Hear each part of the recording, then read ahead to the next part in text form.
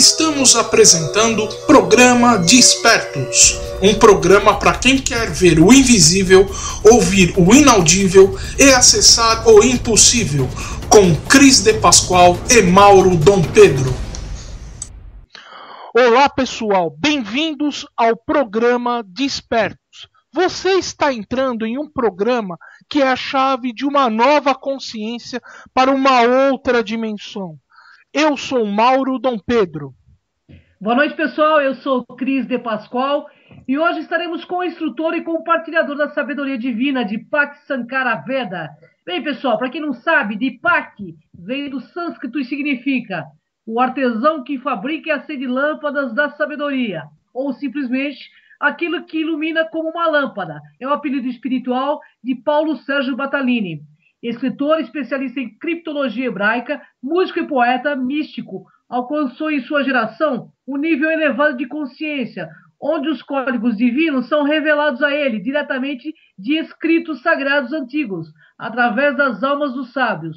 Ele é autor de 13 livros, incluindo o iniciático Crônicas de Queden, obra de ficção mística que revela a sabedoria dos antigos e traz a revelação de uma nova antiga prática espiritual e o caminho para o despertar. Tudo bem, Deepak? Tudo ótimo. E hoje, o Deepak vai falar, pessoal, ele vai falar sobre o mistério do Triângulo das Bermudas. Seja bem-vindo, Deepak. Eu estou muito feliz sempre de estar participando aqui com vocês. Boa noite, Cris. Boa noite, Mauro. Uma honra. A honra é toda nossa, né, Mauro? Ainda estamos aqui, não fomos abduzidos, então vamos trabalhar. Então vamos começar. Deepak, o que é o Triângulo das Bermudas? Bom, para qualquer pessoa que tenha curiosidade, né, só digitar no Google lá Triângulo das Bermudas, vai encontrar uma série de textos falando sobre esse mistério, que é um dos mais antigos mistérios aí da humanidade, né, que é muito interessante. Mas só para resumir, eu vou ler até uma parte aqui do meu livro, Os Arquivos X, né? Então, dizendo o seguinte: o Triângulo das Bermudas é um estiramento, né, do Oceano Atlântico, delimitado por uma linha imaginária entre a Flórida, Porto Rico, né, passando por Cuba e, logicamente, pelas Ilhas Bermudas, né? O primeiro a utilizar este nome para designar essa região misteriosa foi o jornalista e escritor Vincent A., né, A de H, né, Gardes, em 1964. Essa região também é conhecida como Mar do Diabo, Triângulo Maldito, Triângulo da Morte, Mar dos Barcos Perdidos, Cemitério de Barcos, Triângulo do Diabo e outros nomes que foram dados pelos raros sobreviventes e também por jornalistas de todo o mundo. Esse aí é o Triângulo das Bermudas. Resumindo, então, é um lugar onde desaparecem aviões, barcos e pessoas, já, inclusive, com relatos que vêm desde a época de Cristóvão Colombo. Interessante, Isso é interessante, Deepak.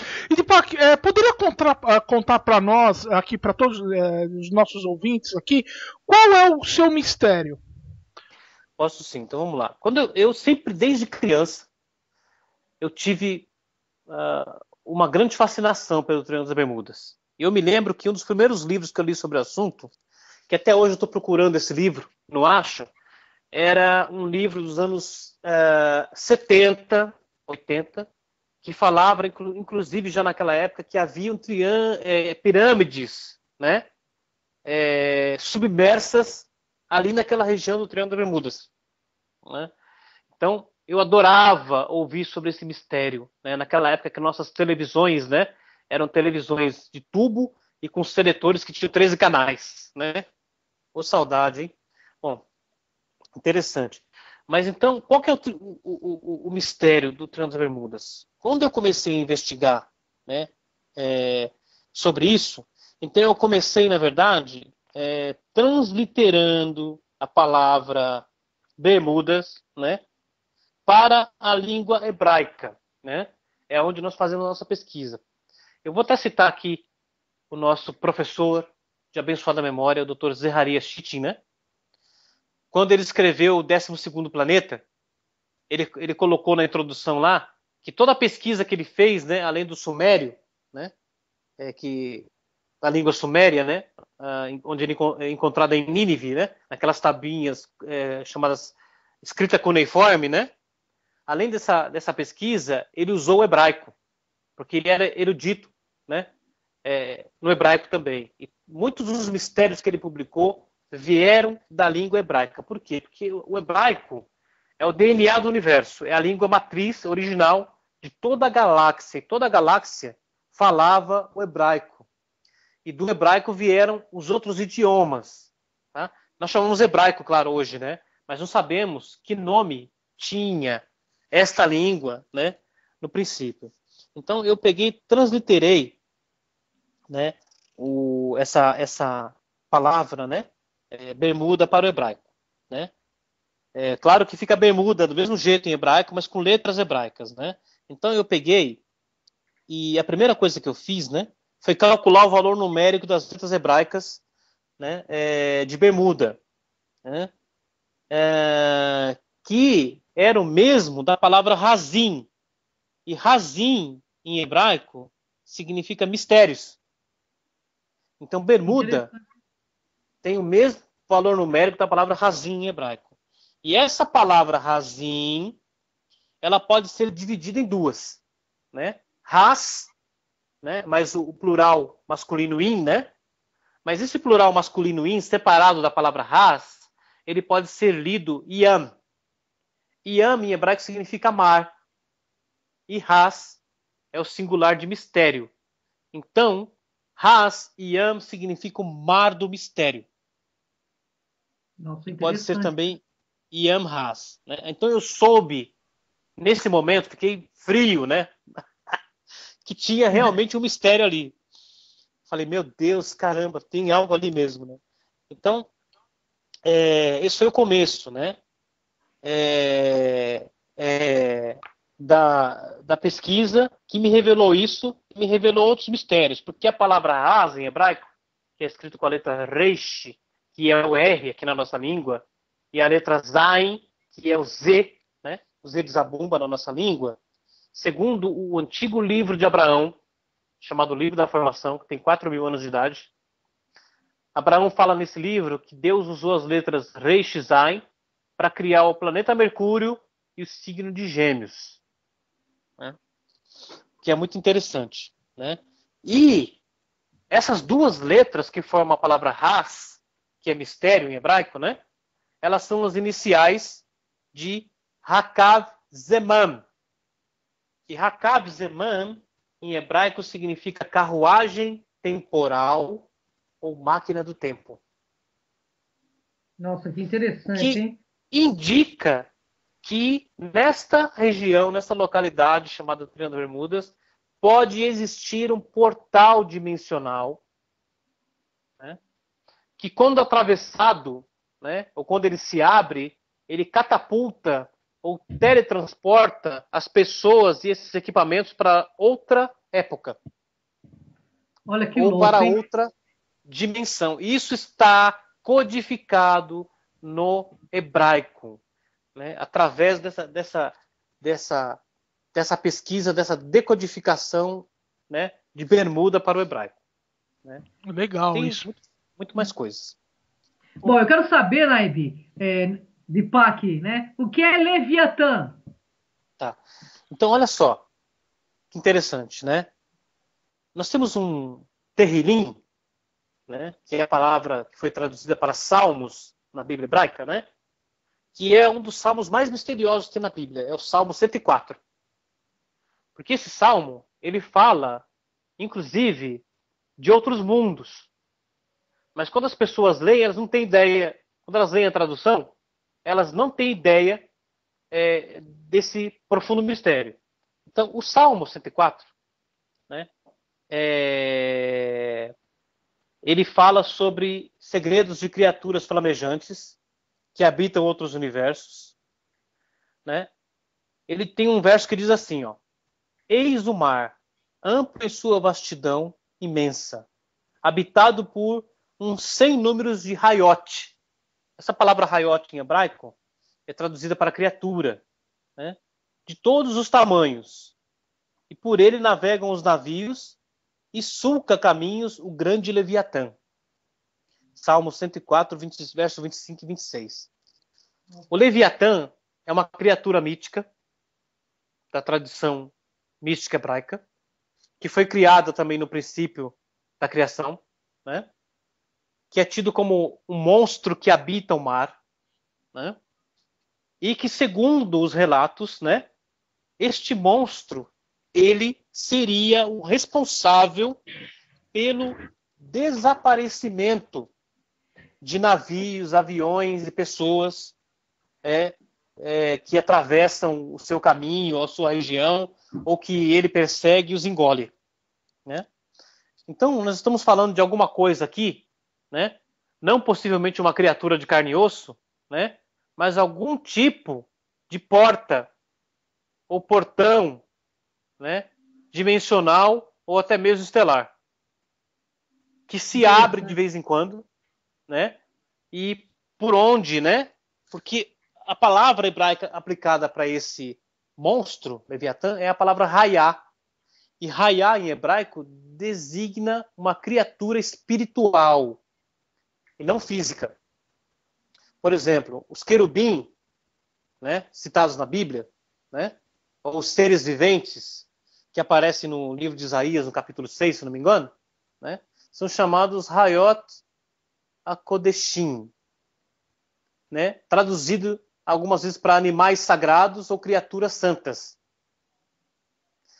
Né? E essas Hayot HaKodeshim, que se diz no texto, terem 6 asas, né? Algumas têm 4 asas e outras têm 6 asas, narrada no texto. O Zohar explica, né, codificadamente, que são alusões a outros sistemas galácticos, por exemplo. E fala que essas criaturas que têm 4 asas estão falando, na verdade, de mundos que são iluminados por 4 sóis, ou mundos que são iluminados por 6 sóis, e assim por diante. Então, torna-se claro que Leviatã não é uma criatura física, mas alguma espécie, né, de portão pelo qual os navios atravessam, né? E é o Leviatã que faz desaparecer as embarcações e também aeronaves sobrevoam a região das Bermudas e também outras, né, regiões que estão sob o seu domínio, uma vez que o Leviatã é uma criatura espiritual, né, como eu estou falando, né? Perfeito. O Zohar fala assim, ó, no início, o santo, bendito seja ele, criou o Leviatã de acordo com ambos os sexos, masculino e feminino, né? Mas cada vez que eles se moviam, a terra tremia e o santo não tivesse castrado o macho e aplacado o instinto sexual da fêmea, eles teriam eventualmente levado o mundo ao caos e destruição. E por esta razão esses animais gigantescos não procriam. Então nós estamos falando de 2 portões aqui. Um portão que fica na terra, né? E um portão que fica nos céus, que é o macho e a fêmea. Seriam essas energias, né? Masculino e feminino. São essas energias que recebem esse nome de Leviatã. E para deixar claro que esse pensamento, inclusive, não é único e não é meu apenas também, existe um filme de 1989 de um diretor chamado George P. Cosmatos, que tem o Peter Weller, inclusive, no elenco original. O Peter Weller foi o que fez o Robocop original, em 87.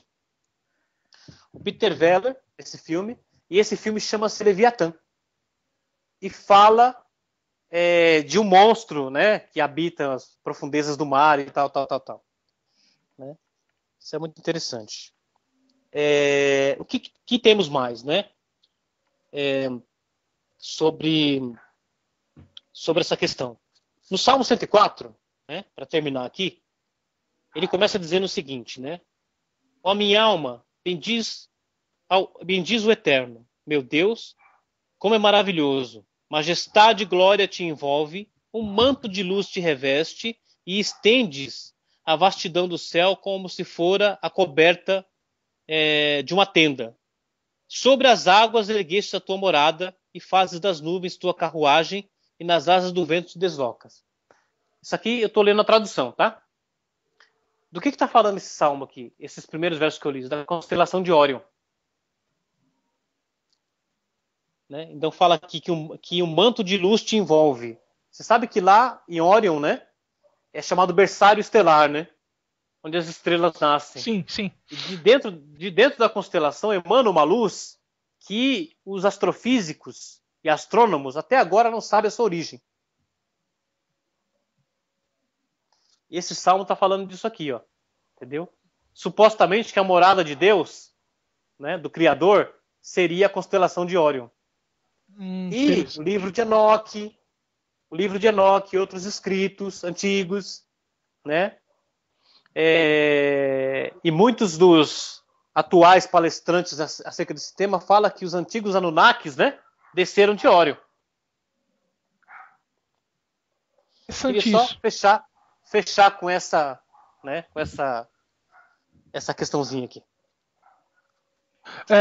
Muito interessante, né, Mauro? É verdade. Nossa, eu tô aqui abismado, tô aqui super concentrado na história, que tô até me perdendo. Muito bom mesmo. Então vamos lá, Deepak. O que foi o mistério do voo 19? Muito bem. O voo 19 é um dos desaparecimentos mais notáveis e falados do Triângulo das Bermudas, né? É uma das ocorrências documentadas na história do Triângulo das Bermudas. Né? No dia 5 de dezembro de 1945, uma esquadrilha de 5 Grumman TBF Avenger, que era um avião de guerra que tinha na época da Segunda Guerra Mundial, né, americano, uma esquadrilha, né, deixou a base aérea. Cada avião conduzia 3 homens, um piloto, um radiooperador e um artilheiro, né? Com exceção de uma aeronave que conduzia apenas um piloto e um artilheiro, né?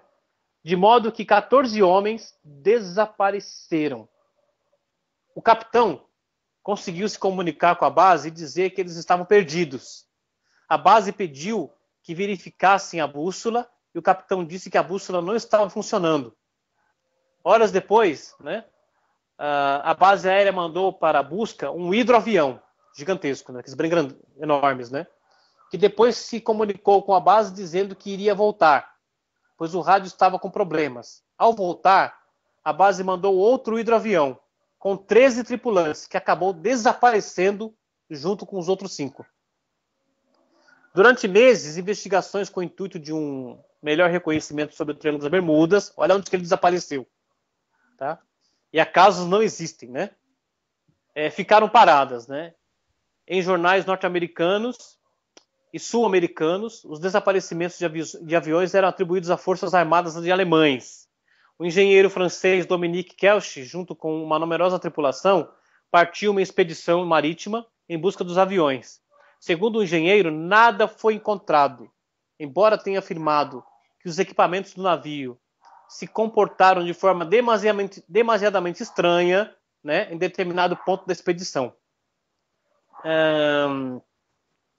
Então, esse aqui é o relato, né, de um dos desaparecimentos mais fantásticos do Triângulo das Bermudas. E até hoje, né, quase 70 anos depois, né, praticamente 70 anos, ninguém, com toda a tecnologia que existe hoje, conseguiu encontrar esses aviões. Nossa, que louco, né? Nossa, e você acha que eles estão em outra dimensão, Live? Eles estão em outra dimensão, como disse? Olha, aqui no meu livro, né, os arquivos X, né, tá. eu procurei pela palavra Hakazi, eu procurei por esses mistérios nos códigos, né, da Torá, né, e eu encontrei um código muito interessante, né, e esse código que eu encontrei, né, eu encontrei, né, codificado em hebraico, né, Yam Bermuda, né, significa mar, né, das Bermudas, né, e cruzando Bermudas no texto, né, está Yam Has, mar do mistério, ou seja, Triângulo das Bermudas. E o que me surpreendeu foi o que surgiu abaixo, né? De Mar das Bermudas aqui, que foi a palavra Ma'adim. Em hebraico Ma'adim? é Marte. Ma'adim. Pode ser uma passagem para Marte? Meu, então, cara, eu fiquei assim perplexo. Falei, meu, né? E abaixo de Marte, sabe o que apareceu? Escrito? O quê? Abaixo de Marte, aqui nesse texto, nesse código, dentro das escrituras hebraicas da Bíblia, Sidônia. Nossa, que louco. Olha, né? Nossa, eu louco, tenho um código, né? Yam Bermuda, né?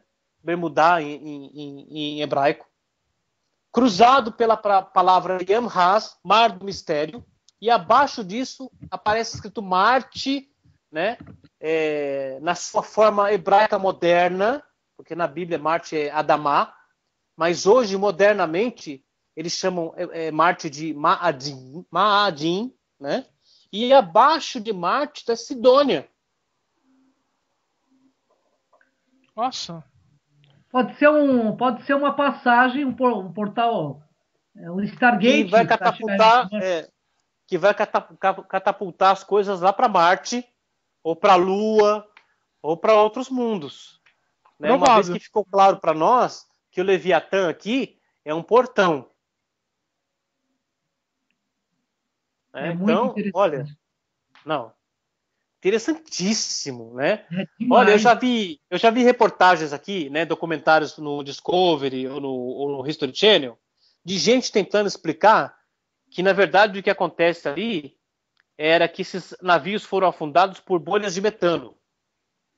Né? Eles fizeram teste ali. Quando eu vi isso, eu falei, meu, que ridículo, né? Desculpa falar assim, né? Mas, cara, os caras falam que bolhas de metano que sobem para cima, né? Afundavam os barcos, mas por que esses barcos, esses navios, esses aviões não foram achados até hoje? É verdade. Por que nunca foram encontrados, né? Pois é, então. Desculpa, né? Não é que eu quero ser crédulo demais em coisas místicas, digamos assim, entre aspas, entendeu? Porque eu procuro por informações, procuro por códigos, procuro por evidências. Em livros antigos. E não em coisas modernas. E se eu encontro isso, né, codificado em livros antigos, aí tem coisa. Com certeza, com certeza. Nossa, demais. Bom, as informações do Deepak são extremamente pesquisadas, né, pessoal? É uma pessoa que vem para trazer esclarecimento mesmo, né? Mas infelizmente temos os nossos momentos finais aqui, Deepak. Queria que você deixasse a sua mensagem para o nosso internauta, a sua mensagem final, e que passasse seus contatos também, né? Para quem quiser adquirir seus livros, tudo que são vários livros maravilhosos aí que o Deepak tem um lançamento aí na mão, né, Deepak? Os Filhos das Estrelas. Onde eu explico, né, que nossas almas são, na verdade, fagulhas, centelhas estelares, né? Também falo nesse livro que essas estrelas são os livros acásticos, né? Os arquivos acásticos, que elas têm memórias estrelas, né, que podem ser acessados. Eu falo também nesse livro, né? Que essa saudade que nós temos das estrelas é por causa disso, né? Porque nossas almas são fagulhas estelares. Então, há N mistérios que podem ser penetrados a partir do momento que você adquire essa consciência e começa a trabalhar nela. Então, você vai me encontrar, né, no Facebook, né? Enquanto ele existir, né? Porque nada dura para sempre, né? O Orkut já foi, né?